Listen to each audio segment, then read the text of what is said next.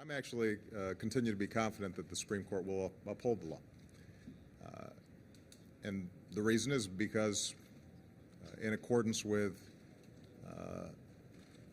precedent out there, it's constitutional.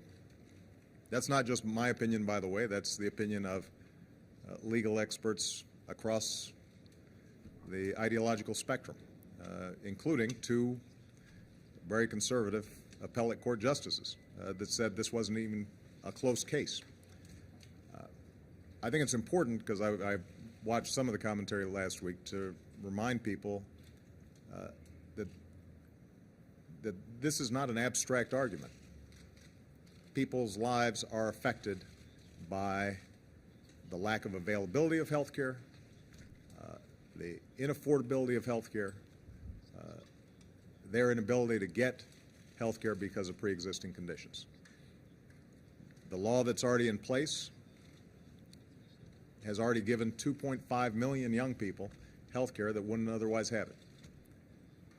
There are tens of thousands of adults with pre-existing conditions who have health care right now because of this law. Parents don't have to worry about their children not being able to get health care because they can't be prevented from getting health care as a consequence of a pre-existing condition. That's part of this law. Millions of seniors are paying less for prescription drugs because of this law.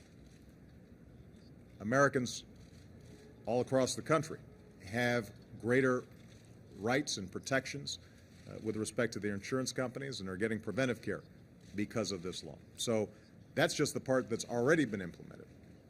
That doesn't even speak to the 30 million people who stand to gain coverage once it's fully implemented in 2014.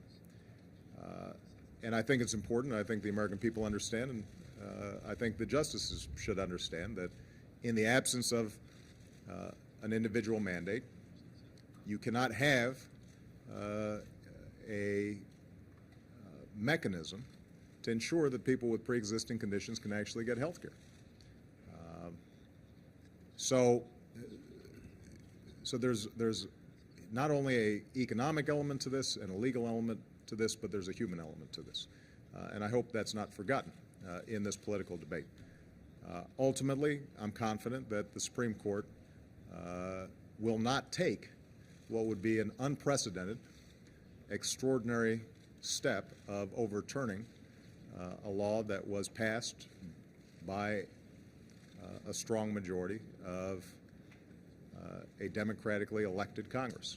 And I just remind conservative commentators that for years what we've heard is the biggest problem on the bench was judicial activism or a lack of judicial restraint, that an unelected group of people would somehow overturn a duly constituted and passed law. Well, there's a good example, and I'm pretty confident that this court will recognize that and not take that step.